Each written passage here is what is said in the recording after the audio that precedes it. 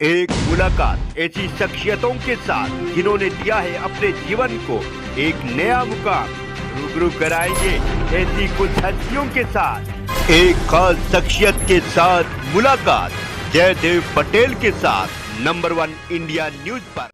नमस्कार व्यूअर्स, मैं जयदेव पटेल और आप देख रहे हैं नंबर 1 इंडिया न्यूज। आपका एक बार फिर स्वागत है एक खास शख्सियत के साथ मुलाकात प्रोग्राम में। आज हम बात करेंगे मोदी सरकार 3.0 का बजट केंद्रीय फाइनेंस मिनिस्टर निर्मला सीतारमण की तरफ से पेश किया गया। आखिरी बजट में हमारा भारत जो कहेंगे कृषि प्रधान देश है, ऐसे में किसानों के लिए क्या कुछ खास योजनाएं थी और क्या कुछ बजट में दिया गया है और ये किसानों की उम्मीदों पर कितना खरा उतरा है। इन्हीं तमाम मुद्दों बात करने के लिए हमारे साथ खास मेहमान है प्रधानमंत्री नरेंद्र मोदी की तरफ से बनाई गई एमएसपी कमेटी के मेंबर विनोद आनंद। विनोद आनंद जी, आपको बहुत बहुत स्वागत आज हमारे प्रोग्राम में। नमस्कार, बहुत बहुत शुक्रिया, आपने याद किया, आपने किसानों से बात करने का मुझे मौका दिया। विनोद आनंद जी, आपसे मेरा पहला सवाल है कि किसान को लेकर के इस बजट में क्या कुछ खास व्यवस्थाएं की गई है जो किसानों की उम्मीदों पर कितनी खरी उतरती है, ऐसा आपको लगता है? देखिए, बजट तो गांव के लिए ही है, बजट किसान के लिए ही है। ये बजट वो जो आखिरी पायदान पे जो व्यक्ति खड़ा है उसी के लिए है। इसको हम थोड़ा दूसरे चश्मे से जब देखेंगे तब हमको थोड़ा समझ में आएगा कि ये आखिर ये है क्या। ये नहीं, बजट एक पॉलिसी डॉक्यूमेंट होता है और उस पॉलिसी डॉक्यूमेंट के अनुसार जो प्रावधान किया गया है और जिस प्रकार से बजट की प्रायोरिटी सेट की गई है, मैं उसमें आपको 5-6 बिंदु बता देता हूँ जी, आपके माध्यम से दर्शकों को पता चल पाएगा। ये विकसित भारत का बजट है। 9 प्रायोरिटी जिसमें रखे गए, यानी कि 9 जो आधार है इस विकसित भारत का उस पर रखा गया है और उन सब में किसान सेंट्रिक ही है, उस सब में किसान केंद्रित है। तो सबसे पहली बात यह है कि हमारी प्रोडक्टिविटी कैसे बढ़े लेकिन रिजिलियंट हो, यानी कि व्यवस्था को ठीक हो, उसमें ऐसी खेती हो जिससे कि वो नेचुरल रिसोर्स मैनेजमेंट पे कोई प्रभाव ना पड़े, हमारे जर्मस्प्लास्ट पे कोई प्रभाव ना पड़े, हमारे कल्टीवर्स पे कोई प्रभाव ना पड़े। सबसे पहली बात इसका, यानी कि रिजिलियंट एग्रीकल्चर। दूसरा, जो गांव में जो रोजगार की इन सिटू रोजगार की जो व्यवस्था होनी है उसके बारे में कहा गया है और युवकों को किस प्रकार से स्किल किया जाए उसके लिए। तीसरी बात जो कही गई है कि जो सामाजिक न्याय की बातचीत करते हैं और मानव विकास के संसाधन की बात करते हैं, यानी कि जो एचआरडी है वो गांव से गांव वाले और गांव के लिए कैसे हो, यानी कि वो इंक्लूसिव कैसे हो। चौथी बात इसमें जो कही गई है वो है एनर्जी सिक्योरिटी और अर्बन ग्रोथ की, जो ग्रोथ का सेंटर, यानी कि जहां पे उत्पादन होगा वहीं उसका कंजप्शन हो। दिल्ली में अगर टमाटर चाहिए तो दिल्ली के आसपास के टमाटर का उत्पादन होगा, ना कि वो नेपाल से आए, ना कि वो बाहर से आए, ना कि वो महाराष्ट्र से आए। वैसी व्यवस्था की गई है। एनर्जी सिक्योरिटी की जो बातचीत की गई है वो ग्रामीण सेंट्रिक है, वो फार्मर सेंट्रिक है, जिसमें कंप्रेस्ड बायोगैस, बायोमास का किस प्रकार से प्रयोग किया जाए। इंफ्रास्ट्रक्चर कैसी हो, वैसी हो जो गांव को चाहिए, ना कि जो वो बिजनेस हाउसेस को चाहिए, यानी कि जो वेयर हाउसेस में जो इन्वेस्टमेंट पहले से प्रावधान किया गया था उसको एक्सपेडाइट किया गया। तो इस प्रकार से ये नेक्स्ट जनरेशन रिफॉर्म है, ये स्ट्रक्चरल चेंजेस है। अभी और भी मैं चीजें आपको बताऊं, उससे पहले मैं आपको ये बता दूं कि जैसे जो सबसे ज्यादा समस्या होती थी कि भाई किसान को सही बीज कैसे मिले, 109 जो हाई रीडिंग और क्लाइमेट रिजिलियंट वेराइटी है और वो कुल मिलाकर के जो हॉर्टिकल्चर क्रॉप के कल्टीवेशन के लिए जो किसानों को चाहिए उसकी व्यवस्था इस बजट में सीधे सीधे की गई है। और बजट मान के चलिए फिस्कल रिस्पॉन्सिबिलिटी मैनेजमेंट एक्ट एक होता है, उसके अनुसार जो बजट में कहा जाता है उसको पूरा करना पड़ता है। अगले वर्ष के बजट में आप देखेंगे कि क्या क्या एक्शन लिया गया, क्या क्या इसमें हुआ, उसके बारे में पूरी जानकारी। बहुत सारी बातचीत होती थी नेचुरल फार्मिंग के ऊपर। 1 करोड़ किसान उसमें कैसे नेचुरल फार्मिंग करे और खास करके उसके लिए 10,000, ध्यान दीजिएगा, मैं आपके माध्यम से आपके पूरे दर्शकों को ये बताना चाहता हूँ कि 10,000 वैसे जरूरत के हिसाब से बायो इनपुट रिसोर्स सेंटर बनाए गए, जहाँ पे सारी ट्रेसेबिलिटी की व्यवस्था होगी, जहाँ पे पूरी सर्टिफिकेशन और ब्रांडिंग की व्यवस्था होगी। तो जो साइंटिफिक, जो वैज्ञानिक तरीके से किस प्रकार से नेचुरल फार्मिंग की जाए, ग्राम पंचायत के स्तर पे और पैक्स के स्तर पे ये 10,000 नेचुरल फार्मिंग बनाए। जयदेव जी, हम लोग अभी तक कुछ पल्सेज में अभी आत्मनिर्भर नहीं है, ऑयल सीड में हम आत्मनिर्भर नहीं है, उसके ऊपर विशेष प्रावधान किया गया है।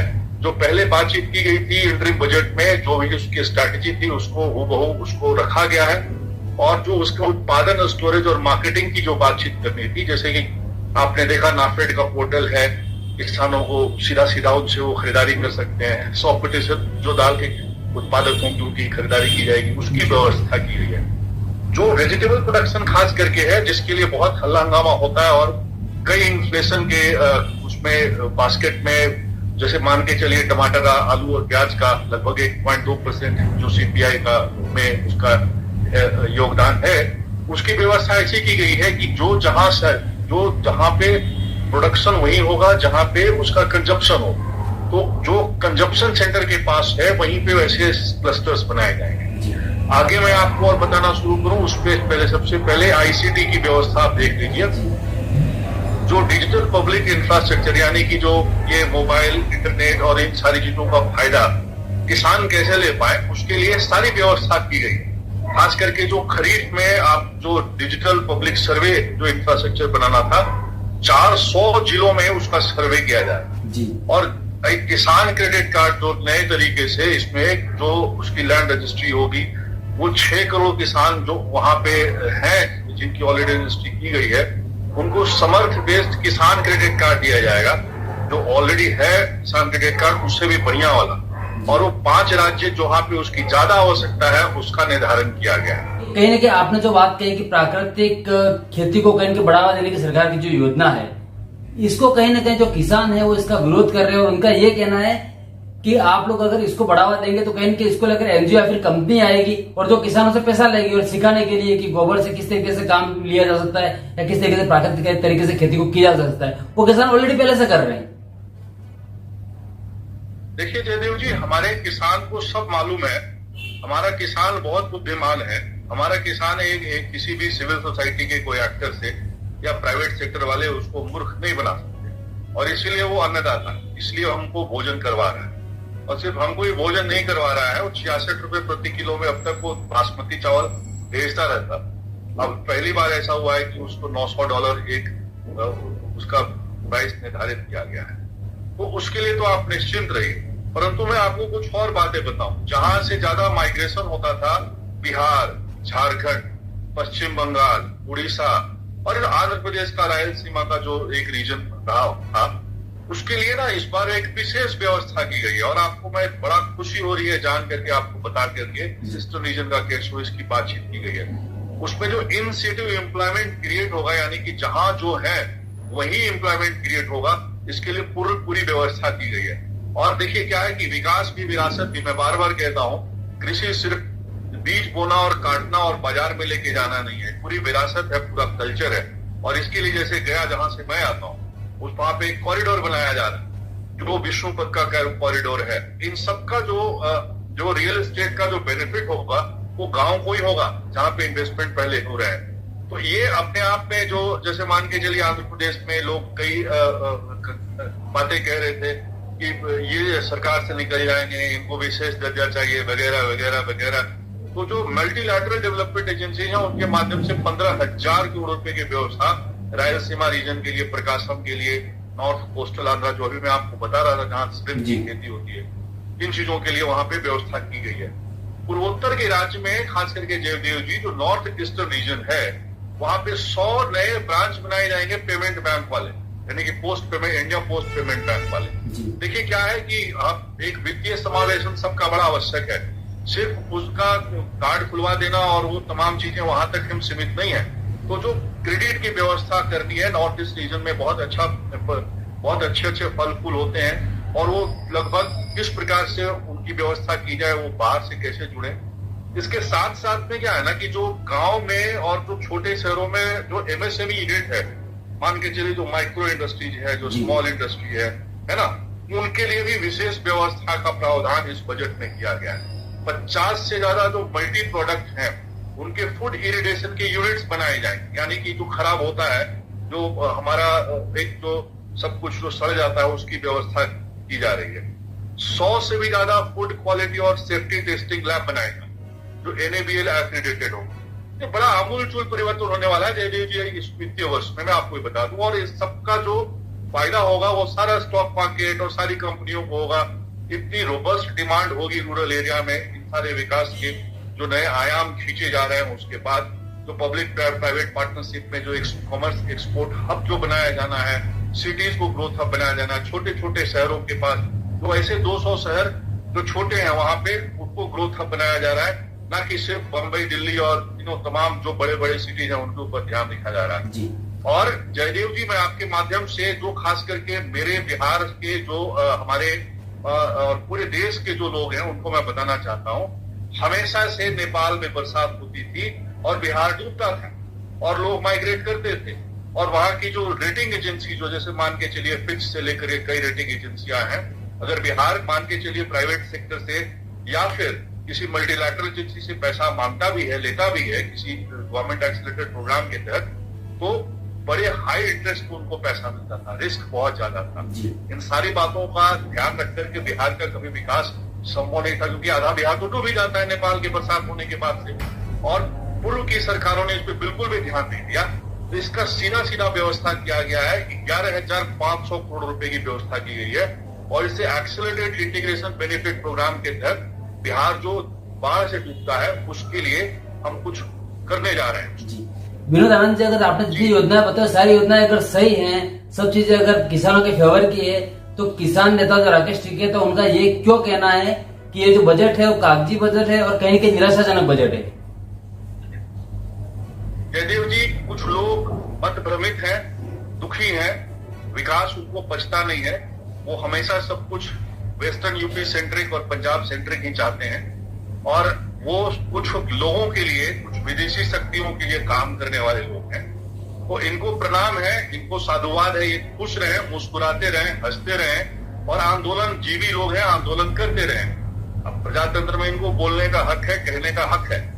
ये थोड़ा अर्थव्यवस्था की अगर इनको जानकारी होती और अगर ये पढ़े लिखे होते, अगर इनको गांव और किसान की जानकारी होती तो इनके इस अभी ये हाल नहीं होता कि आज माननीय सुप्रीम कोर्ट को इसका संज्ञान लेना पड़ रहा है कि कोई इतने समय से कितना लॉस हो रहा है लोगों का, वहां पे रहने वाले लोगों का कितना लॉस हो रहा है। तो ये तो रोते रहेंगे, पर इनको भगवान इनको सद्बुद्धि दे। मैं अपने प्रभु से विष्णु पद आए, जय आए, वहां प्रणाम करें, वहां खुश रहें, ये इनको साधुवाद है। खुश इनके रहने के लिए अगर हम लोग को कुछ करना पड़े तो हम लोग करेंगे। और रही बात किसानों के लिए, तो इस सरकार में एक चीज का तो प्रावधान आपको आप सीधे सीधे मैं बता रहा हूँ, 1,52,000 करोड़ रुपए बहुत होते हैं और आप ग्रामीण विकास का, इसका और कोऑपरेशन का और सबका बजट जोड़ दें तो इतना ज्यादा बजट है कि यूरोप के भी कई कंट्रीज का नहीं है। अफ्रीका तो पूरा जोड़ दीजिए, उससे भी ज्यादा है जी। तो हम बड़ा एक विकसित भारत है और ये 2047 की तैयारी है। हम विश्व को जीतेंगे और पहले प्यार से जीतेंगे, काम करके जीतेंगे। हम कभी एक्सपेंशनिस्ट लोग नहीं रहे, हम हमेशा से दिल से बात करते हैं, वसुधैव कुटुंबकम की बात करते हैं और सबका स्वागत है। या तो एक टिकैत जी हो या फिर वो और भी लोग हैं जो थोड़े मत भ्रमित हैं, धीरे धीरे सब समझ जाएंगे। विनोद आनंद जी, आपसे मेरा एक आखिरी सवाल है कि किसानों का ये मानना है कि कहीं की सरकार उनकी बात नहीं सुन रही है, उनके फेवर के काम नहीं कर रही है, इसलिए उन्होंने कहीं की नेता प्रतिपक्ष राहुल गांधी से मुलाकात की है और इन सारी विषयों पर चर्चा भी की है और एमएसपी को लागू करने के लिए कहीं सरकार पर दबाव बनाएंगे, ऐसा राहुल गांधी का कहना भी है। आप इसको कैसे देखते हैं? जयदेव जी, मैं आपको बहुत प्रणाम करता हूं कि आपने यह प्रश्न हमसे पूछा। देखिए क्या है कि आज जो लोग मिलने गए वो 4-5 राज्यों के किसान, 4-5 राज्य भारत नहीं है। भारत में राज्यों की संख्या पूरा देश जानता है, तो इनको अभी सीखना होगा इस बात को। और अगर राहुल गांधी को इतनी चिंता किसानों की होती, स्वामीनाथन कमीशन की होती और एमएसपी पे और इन चीजों पे उनको इतनी जानकारी होती तो 2006 से लेकर 2014 तक सो रहे थे क्या?